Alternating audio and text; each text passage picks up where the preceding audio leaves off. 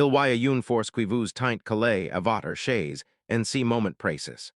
Une force si banale quan elle oublie presque, et portant si profonde que les plus grands esprits de l'histoire si sont cassés les dents disuse. La gravité. Vous croyez la connaître parce que vous la subissez chaque seconde de votre vie. Mais si que vous allez découvrir aujourd'hui, c'est que personne, absolument personne, ni sait vraiment si quel est.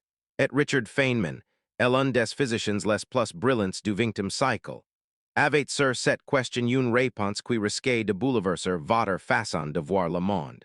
Commençons par le début, par l'image que tout le monde entier. Une pomme tom d'un arbre. Isaac Newton au 17e siècle comprend quelque chose d'extraordinaire. La même force qui fait tomber cette pomme est aussi celle qui rechante la lune au-dehors de la terre, et la terre au-dehors du soleil. C'est une idée vertigineuse pour l'époque. Le ciel et la terre obéissent à une seule et même loi.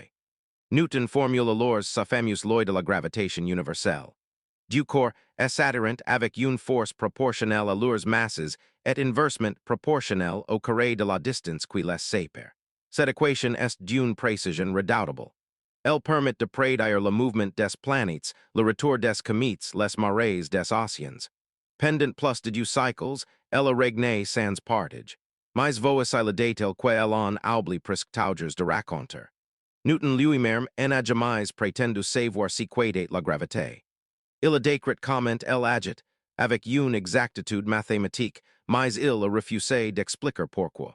Quand on l'interrogeait sur la cause profonde de cette attraction, il répondait essentiellement qu'il n'y formulait pas de hypotheses. Il décrivait, il n'y prétendait pas comprendre. Et c'est là que s'y cache un mystère immense. Comment la Terre peut-elle attirer la Lune à travers prise d'équateur, 100 000 kilomètres de vide absolu? Il n'y a aucune corde, aucun fil, aucun contact. Comment un corps peut-il agir sur un autre à une telle distance, instantanément, sans rien entre les deux? Newton trouvait cette idée d'action à distance presque absurde, presque insensée. Il a écrit noir sur blanc. Mais son équation marchait si bien que tout le monde a fini par accepter si mystère et par cesser de poser la question. La science avançait, mais une fissure était là, ignorée pendant du sens ans. Il a fallu attendre un certain Albert Einstein pour rouvrir cette fissure et y plonger terre la première. Et la solution qu'il a trouvée est tellement étrange que, plus d'un cycle plus tard, elle continue de défier notre intuition. Einstein part d'une expérience de pensée d'une simplicité désarmante. Imaginez que vous êtes enfermé dans un ascenseur, sans fenêtre, dans l'espace. Si cet ascenseur éclaire vers la haute, vous sentez plaqué au sol. Vous n'y pourrez pas faire la différence entre cette éclairation et la gravité d'une planète sous vos pieds. Les deux sensations sont rigoureusement identiques. Maintenant inversez la situation. Imaginez que le câble de l'ascenseur s'y rompt et que vous tombez en chute libre. Pendant cette chute, vous flottez. Vous n'y ressentez plus aucun poids. C'est exactement ce que vivent les astronautes en orbite. Ils n'y sont pas hors de portée de la gravité terrestre, pas du tout. Ils tombent en permanence au-dehors de la Terre. Et parce qu'ils tombent, ils n'y ressentent rien. Einstein en tire une conclusion révolutionnaire. Si en tombant on n'y ressent plus la gravité, alors peut-être que la gravité en est pas du tout une force au sens où Newton l'entendait. Voici l'idée centrale, et elle est magnifique. Pour Einstein, la gravité en est pas une force qui tire les objets. C'est une déformation de l'espace et du temps eux-mêmes. Imaginez un drap tendu parfaitement horizontal.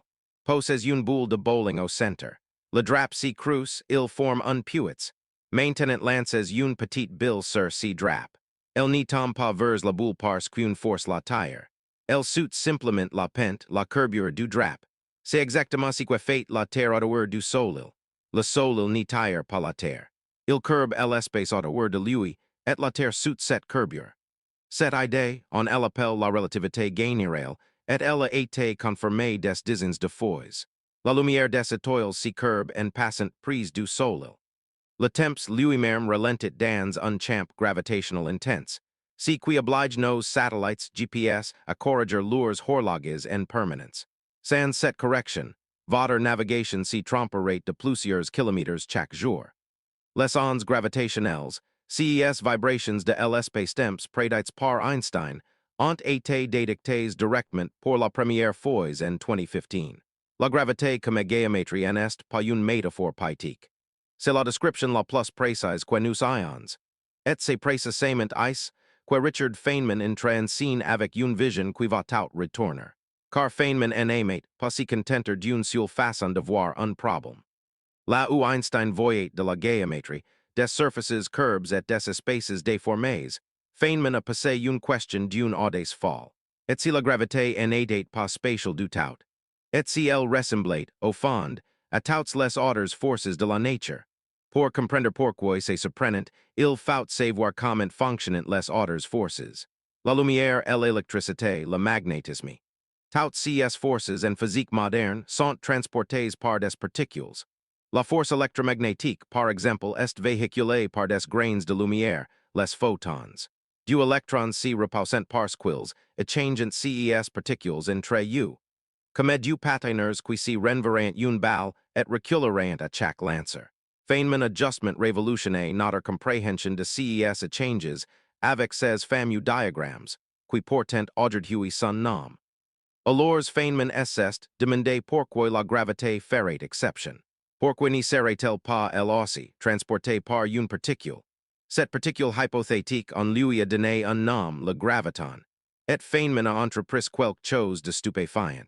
Au lieu de partir de la géométrie courbe d'Einstein, il est parti de zéro. En imaginant simplement une particule de gravité avec certaines propriétés mathématiques très précises. Une particule sans masse, qui se déplace à la vitesse de la lumière, et qui possède ce que les physiciens appellent un spin de valeur due. Et voici le moment qui donne le verdict. En suivant cette logique de particule, en empilant les calculs étape par étape, Feynman a vu émerger sous ses yeux les équations d'Einstein. Exactement les mêmes. La relativité générale, cette théorie née de la géométrie et des espaces courbes, ressurgissait spontanément à partir d'une simple particule. Du chemins totalement différents, partant d'idées qui n'ont rien à voir, débouchant sur la même montagne. C'est une des choses les plus profondes de toute la physique. La nature semblait dire la même vérité dans du langue complètement étrangers l'une à l'autre. Pour Feynman, cela changeait tout sur le plan philosophique. La gravité en était plus une exception mystérieuse, une simple courbure de l'espace réservé aux mathématiciens. Elle devenait une force comme les autres, candidate à rejoindre la grande famille des particules. Et cela ouvrait une perspective immense, celle d'unifier enfin la gravité avec le reste de la physique. Mais cette perspective magnifique cachait aussi un piège redoutable, un mercure lequel Feynman lui-même allait si huiter, et que personne n'a franchi jusqu'à aujourd'hui. Avant d'arriver à si mur, alertens, nous sur une question que Feynman adorait poser.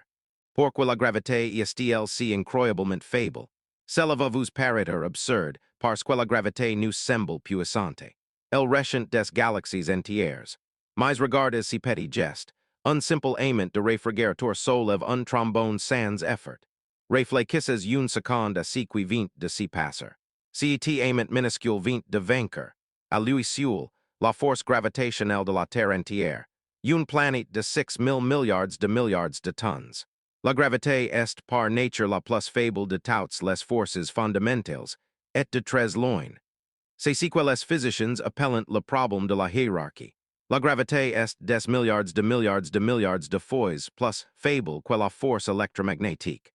Personne ne sait vraiment pourquoi cet écart est aussi gigantesque. Feynman trouvait cette question fascinante, presque scandaleuse. Comment la force qui structure l'univers tout entier, qui sculpte les étoiles et courbe la lumière, peut-elle errer en même temps la plus dérisoire de toutes? C'est l'un de ces mystères que la physique pose sans pouvoir y répondre, et Feynman avait une honnêteté rare face à ce genre d'inconnu. Car si était la sa plus grande force. Feynman refusait de faire semblant de comprendre. Quand on lui demandait pourquoi Dieu aimant si reposant, ou pourquoi les objets tombent, il expliquait patamment que la science peut décrire comment les choses s'y comportent avec une précision extraordinaire, mais que la question du pourquoi profonde finit toujours par si huiter en mur. À chaque réponse, on peut encore demander pourquoi.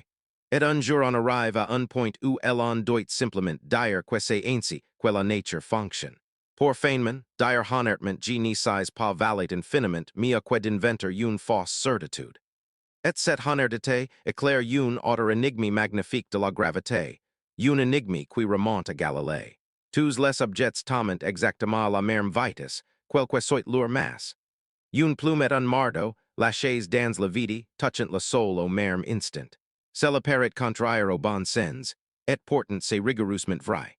L'expérience a été réalisée pour de bon sur la lune par un astronaute, là où il n'a pas d'air pour ralentir la plume. Les deux objets ont été ensemble, parfaitement synchronisés. Dans la vidi, un build de plume et un fuel de papier tombent côte à côte. Pourquoi si phénomène est-il si profond? Parce qu'il signifie que la gravité ni si sauci pas du tout de si que vous êtes. Elle n'y regarde ni votre masse, ni votre composition, ni votre nature. Tous les objets suivent exactement la même trajectoire dans l'espace curbe. Et c'est précisément cette universalité parfaite qui a soufflé à Einstein l'idée que la gravité n'est pas une force agissante sur les objets, mais une propriété de la scène elle-même, du décor dans lequel tout se déplace. Les objets n'y sont pas terrestres, ils suivent la forme de l'univers. Mais revenons maintenant à si mer dont je vous ai parlé, si mer sur lequel Feynman est huité. Nous avons aujourd'hui deux théories prodigieuses. D'un côté, la relativité générale d'Einstein, qui décrit la gravité et l'univers à très grande échelle, les planètes, les galaxies et l'espace-temps. De l'autre, la mécanique quantique, qui décrit le monde de l'infiniment petit, les atomes et les particules, avec une précision tout aussi stupéfiante. Le problème, c'est que ces deux théories, prises ensemble, refusent obstinément de s'y marier. Quand on tente de décrire la gravité avec les outils de la mécanique quantique, comme Feynman a essayé de le faire avec ses gravitons, les calculs finissent par produire des infinis absurdes, des résultats qui n'ont aucun sens physique. La méthode qui fonctionne si bien pour les autres forces SF under lorsqu'on elle applique à la gravité. Feynman a passé des années sur ces problèmes. Il a fait des progrès réels, il a ouvert des pistes que d'autres ont suivies, mais il n'a pas trouvé la clé. Personne n'y l'a trouvé. Réconcilier la gravité d'Einstein avec le monde quantique restait, encore aujourd'hui, le plus grand problème non résolu de toute la physique. Des théories ambitieuses tentent de relever le défi, comme la théorie des cordes ou la gravité quantique à boucles. Elles imaginent que l'espace-temps lui-même pourrait être fait de minuscules grains, ou de minuscules filaments vibrants. Mais aucune n'a encore été confirmée par l'expérience. Le graviton, cette particule que Feynman manipulate dans ses équations, n'a jamais été détectée directement. Il restait une magnifique hypothèse, une pièce manquante au cœur de notre compréhension de l'univers. Alors résumons le voyage que nous venons de faire ensemble. Newton nous a donné une équation parfaite, tout en avant qu'il ignorait si qu'était vraiment la gravité. Einstein l'a transformé en géométrie, en courbure de l'espace et du temps. Une vision confirmée jusque dans ses prédictions les plus folles. Et Feynman a montré qu'on pouvait raconter cette même histoire avec le langage des particules. Révélant une unité cachée et profonde entre des idées que tout semblait opposer. Mais about du chemin, la question la plus simple, celle qu'un enfant pose en regardant tomber une fuel, restait sans réponse définitive. Qu'est-ce que la gravité au fond vraiment? Nous savons la décrire mieux que tout, autre chose dans l'univers. Nous savons prédire son comportement avec une précision qui dépasse l'imagination. Et pourtant, sur sa nature ultime, nous restons devant le même mystère que Newton contemplate il y a 3 cycles. C'est peut-être cela, la plus belle leçon de Feynman. Le but de la science n'est pas de prétendre tout savoir, mais de savoir précisément où s'arrête notre savoir. Et d'oser regarder cet inconnu en face avec émerveillement plus qu'avec peur. La gravité vous tient toujours collé à votre chaise. Mais maintenant, vous savez que sous cette sensation si familière si cache l'une des plus grandes questions ouvertes de toute la science. Et c'est exactement ce qui rend la physique aussi vivante et aussi belle. Si voyage vous a fait voir la gravité autrement, faites une chose pour moi. Abonnez-vous à la chaîne pour n'y manquer aucune de ces explorations. Laissez un pouce bleu, cela aide énormément la chaîne à grandir et à toucher d'autres curieux comme vous.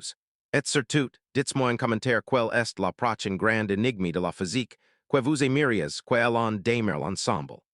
A très bientôt pour une nouvelle plongée dans les mystères de l'univers.